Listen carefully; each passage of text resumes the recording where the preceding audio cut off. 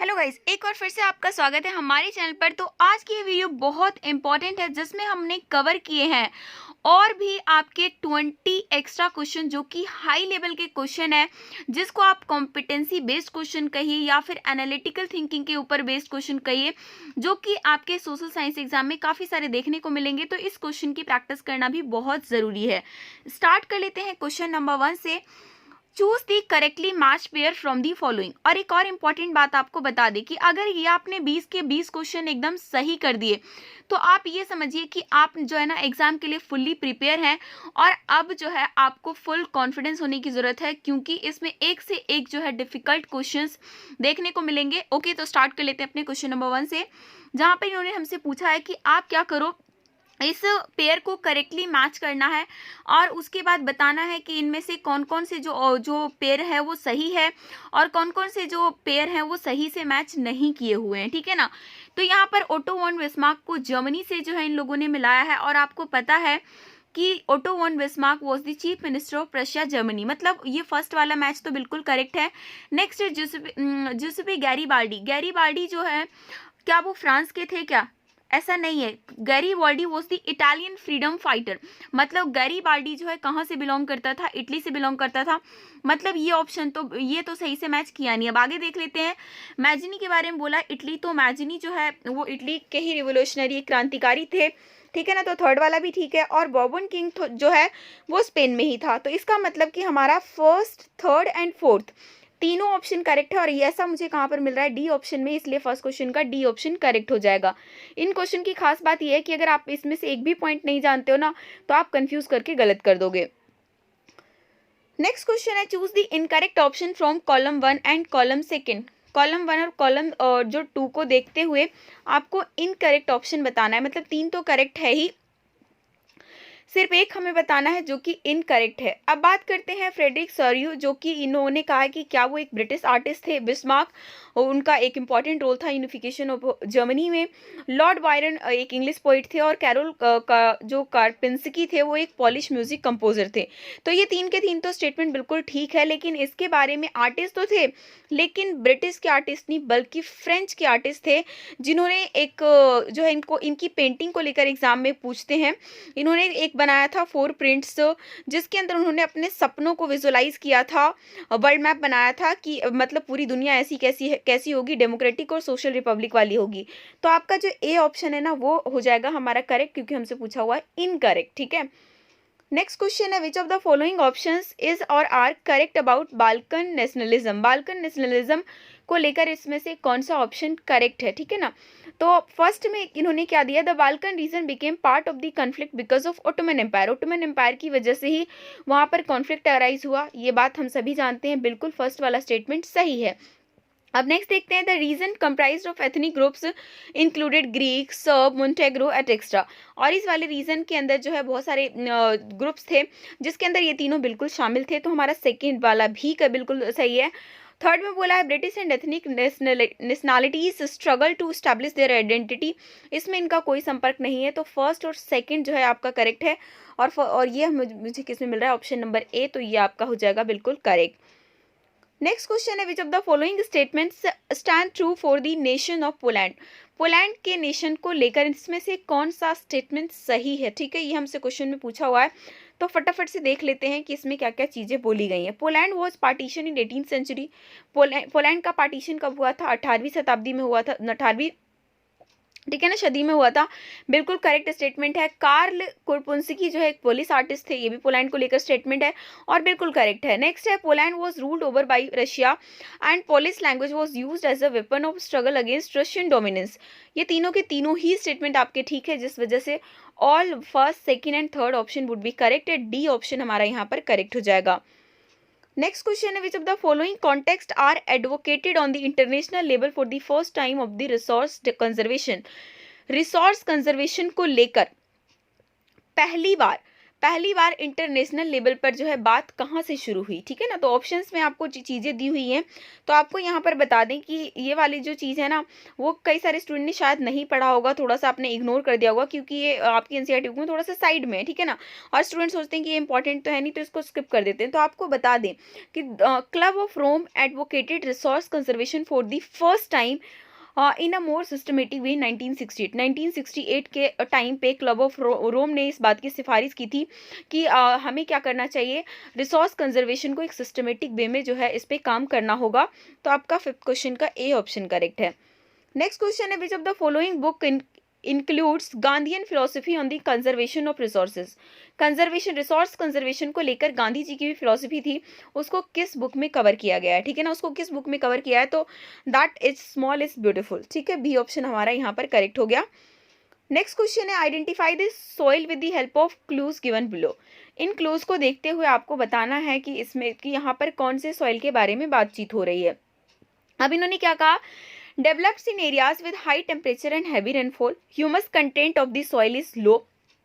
मतलब इस मिट्टी में ह्यूमस काफ़ी कम होता है, ये ऐसे एरिया में डेवलप होता है जहाँ पे टेम्परेचर हाई हो और बारिश भी बहुत ज़्यादा हो, और मेनली लोकेशन भी बता दिया कि कर्नाटका, केरला और तमिलनाडु में पाया जाता है। तो हालांकि इस चीज़ को अगर हमें नहीं भी बताते तो हम इन दोनों पॉइंट से ये पता कर सकते हैं कि ये किस सॉइल के बारे में बात चल रही है, ये लेटेराइट सॉइल के बारे में बात चल रही है। नेक्स्ट क्वेश्चन है, रीड द टेबल। टेबल को रीड करना है और उसके बाद आपको fill in the blanks fill करने हैं, ठीक है ना। यहाँ पर रबड़ के बारे में है, रबड़ को जो है मतलब रबड़ के क्रॉप के लिए कितना टेम्परेचर चाहिए, कितना रेनफॉल चाहिए, ये हमें पूछा हुआ है। उसी तरीके से राइस के लिए टेम्परेचर पूछ लिया और इसके लिए रेनफॉल दिया हुआ है, ओके।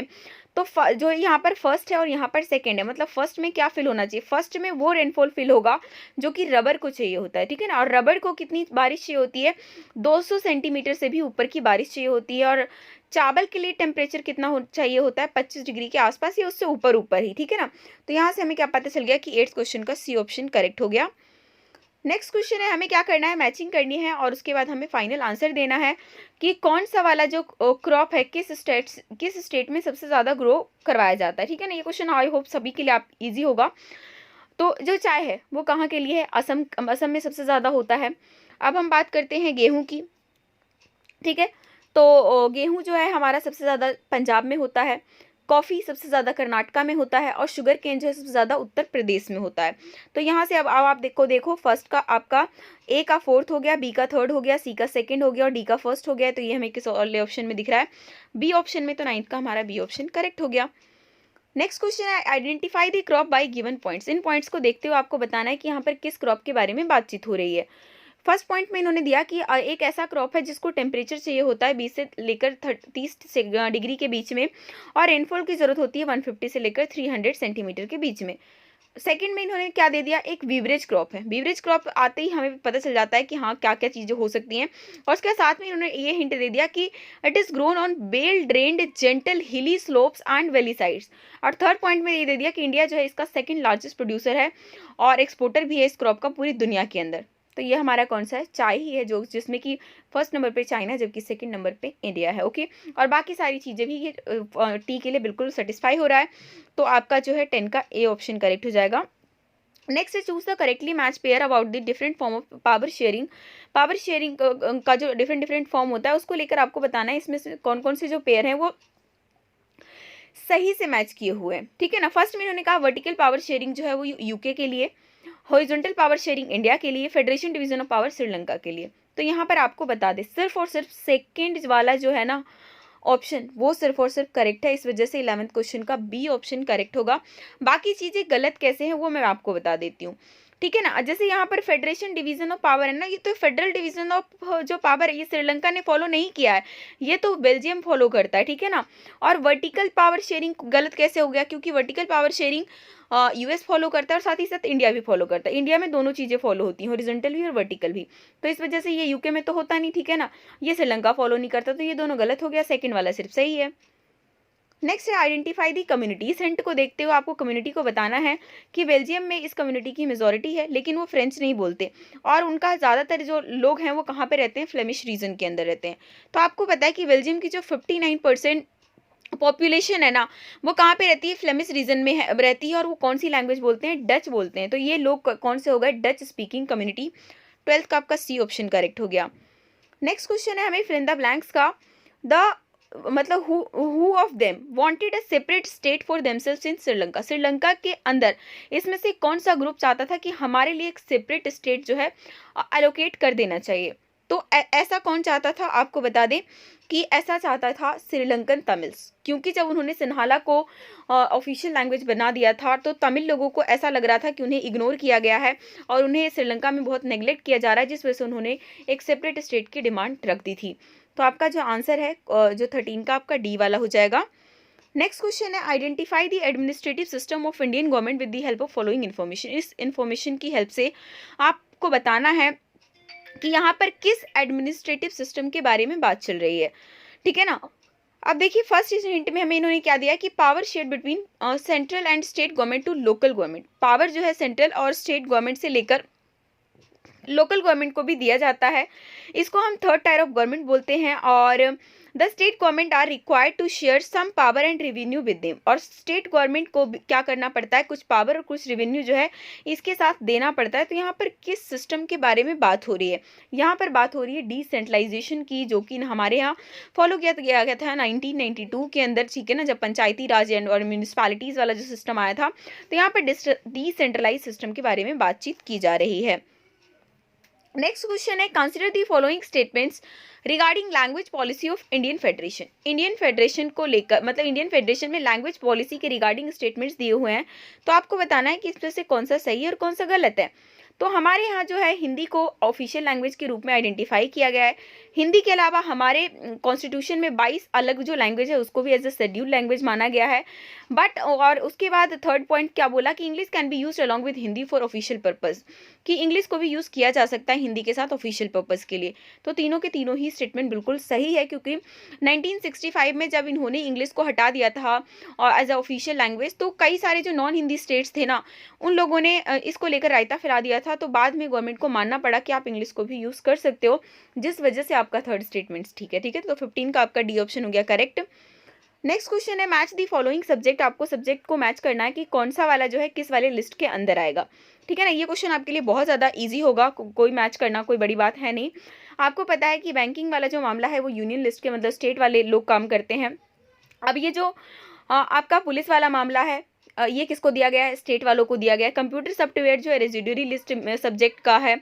और एजुकेशन वाला मामला जो है कंकरेंट लिस्ट में है, जो कि जिसपे कि सरकार जो सेंट्रल गवर्नमेंट और स्टेट गवर्नमेंट दोनों कानून बना सकती है। और ये मुझे सारी चीज़ें कहाँ पे मिल रहा है, 16 क्वेश्चन का आपका बी ऑप्शन बिल्कुल करेक्ट हो जाएगा। नेक्स्ट क्वेश्चन है arrange the following institution of power according to the size of jurisdiction. Size of jurisdiction के हिसाब से आपको इसको इंक्रीजिंग ऑर्डर में सेट करना है, ठीक है। इंक्रीजिंग ऑर्डर मतलब जो पहले आएगा वो बहुत छोटी इकाई रहेगी, फिर उसको फिर बड़ा बड़ा एंड ऑल इस तरीके से यहाँ पर आएगा, ठीक है ना। तो सबसे पहले हम बात यहाँ पर क्या है, पंचायत समिति है, स्टेट गवर्नमेंट है, ग्राम पंचायत है और जिला परिषद है। तो आपको पता है कि ग्रुप ऑफ विलेज जो गांव के ग्रुप होते हैं ना उसको हम क्या बोलते हैं, ग्राम पंचायत बोलते हैं। तो यहाँ इसमें से सबसे छोटी इकाई कौन सी हो गई, ग्राम पंचायत वाली हो गई। सबसे छोटी इकाई कौन सी है, ग्राम पंचायत की हो गई। इसको फर्स्ट नंबर पर रखेंगे। अगर हम बहुत सारी ग्राम पंचायत को मिला देते हैं तो उससे क्या बन जाता है, पंचायत समिति बन जाती है। तो हमारा सेकेंड ऑप्शन सेकेंड नंबर पर हम इसको रख लेंगे, ठीक है। अब उसके बाद अगर आप पंचायत समिति को सारे मिला दें तो या तो ये समझे कि पंचायत समिति को हेड कौन करता है, तो जिला परिषद करता है। और सारे जिला परिषद को कौन हेड करता है, स्टेट गवर्नमेंट करती है, ठीक है ना। तो यहाँ पर हमारा कौन सा हो जाएगा, ये 3142 हमारा कहाँ पर है, ए ऑप्शन में है। नेक्स्ट क्वेश्चन भी आपका मैचिंग का है कि इसमें से जो है कौन सा जो है गोल हो सकता है, ठीक है ना। ये तो है लोग, और ये उनका गोल क्या हो सकता है आप देख के भी समझ सकते हो कि यहाँ पर गोल के बारे में ही बात हो रही है, डेवलपमेंट गोल के बारे में। तो a girl in a urban family, एक मिनिस्टर, एक लेबरर और एक बिजनेसमैन। एक अर्बन फैमिली की जो लड़की है ना उसके लिए गोल क्या होगा, क्योंकि उसको सब कुछ मिल रहा है, एजुकेशन मिल रहा है, सब कुछ मिल रहा है। उसके लिए गोल क्या होगा, इक्वल अपॉर्चुनिटी, जितने उसके भाई को मिल रहा है अपॉर्चुनिटी उतना ही उसको मिले, ठीक है ना। तो इसका तो आपका ये हो जाएगा। एक मिनिस्टर का गोल क्या रहेगा, डेफिनेटली हर टाइम की उसे ज़्यादा वोट मिले। एक लेबर के लिए प्रियोरिटी क्या रहेगा, उसके लिए डेवलपमेंट गोल कि उसको रेगुलर वेजेस मिले और ज़्यादा दिन काम करने को मिले। एक बिजनेसमैन क्या चाहेगा, उसको ज़्यादा प्रॉफिट मिले, ज़्यादा प्रोजेक्ट्स मिले, ठीक है ना। तो हमारा ये वाला जो है ए ऑप्शन हो जाएगा करेक्ट। नेक्स्ट क्वेश्चन है आइडेंटिफाई दी सेक्टर। सेक्टर को आपको इन पॉइंट से डिफाइन कर बताना है कि कौन से सेक्टर के बारे में बात हो रही है। Sector is categorised based on the types of activities. Types of activities के हिसाब से जो है सेक्टर को कैटेगराइज किया गया। अब टाइप्स ऑफ एक्टिविटीज के हिसाब से सेक्टर को 3 भागों में बांटा गया है, ठीक है ना, प्राइमरी, सेकेंडरी, टर्सरी। मतलब ये दोनों ऑप्शन तो सीधा सीधा कट हो गया। अब activities which are included in this sector, जो भी एक्टिविटीज इस सेक्टर में इंक्लूडेड किए जाते हैं ना, वो सारे क्या होते हैं, सर्विस ऑफर्ड प्रोफेशनल्स होते हैं। यहीं से खैर हमें पता चल गया कि ये वाली बात किसके बारे में बात चल रही है। और उसके बाद नो गुड इज प्रोड्यूस्ड, यहाँ पर ही जाना चाहिए प्रोड्यूस्ड अंडर दिस सेक्टर।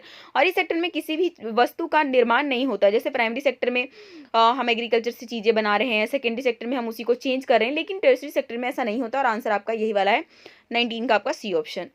और अब हमारा ये last question, according to 18 data the share of different sectors of employment in India. Share जो डिफरेंट सेक्टर्स के थे ना, तो प्राइमरी सेक्टर में ने 44% जो है एम्प्लॉयमेंट दे रखा है, रोजगार दे रखा है। सेकेंडरी सेक्टर ने 25% रोजगार दे रखा है। टर्सरी सेक्टर ने 31% रोजगार दे रखा है। तो आपको इन तीनों सेक्टर्स को देखकर बताना है कि प्राइमरी सेक्टर का जो एम्प्लॉयमेंट रेशियो है ना, वो ज़्यादा क्यों है, ठीक है ना। इसमें से आपको एक ऑप्शन चूज करना है। तो देखिए, प्राइमरी सेक्टर में लोग तो ज़्यादा लगे हुए हैं, लेकिन इसका जीडीपी में कंट्रीब्यूशन कितना रहता है, बहुत कम रहता है। इसका मतलब ये सही काम तो हो नहीं रहा, मतलब कोई ना कोई तो प्रॉब्लम है। अब ऑप्शन देखते हैं। Workers in a primary sector under employed, low job opportunities in secondary sector, efforts of labor are not equivalent in all the sectors, outsourcing of job opportunities in secondary sector। Answer जाएगा आपका ए, क्योंकि primary sector के जो workers होते हैं ना, वो under employed होते हैं। जितना उनको काम करना चाहिए उतना वो काम नहीं करते हैं। पूरी फैमिली को सबको बुला लेते हैं, हालांकि 2-4 लोग नहीं भी रहेंगे तभी भी उतनी फसल होगी, बट फिर भी सब लोग लगे रहते हैं। और देखने में क्या लगता है कि सब लोग काम कर रहे हैं, बट एग्जैक्टली वो काम कर नहीं रहे होते हैं। तो वहाँ पर होती है अंडर एम्प्लॉयमेंट की सिचुएशन, जो कि देखने में लगता है कि इतने सारे लोग काम पे लगे हुए हैं। तो 20 क्वेश्चन का आपका ए ऑप्शन करेक्ट हो जाएगा। होपफुली वीडियो आपको पसंद आई होगी, तो वीडियो को लाइक करिए, अपने दोस्तों के साथ शेयर कीजिए। चैनल पे नए जुड़े हैं तो सब्सक्राइब करके बेल आइकन भी क्लिक कर लीजिए, ताकि नई वीडियो की नोटिफिकेशन आपको तुरंत मिल सके।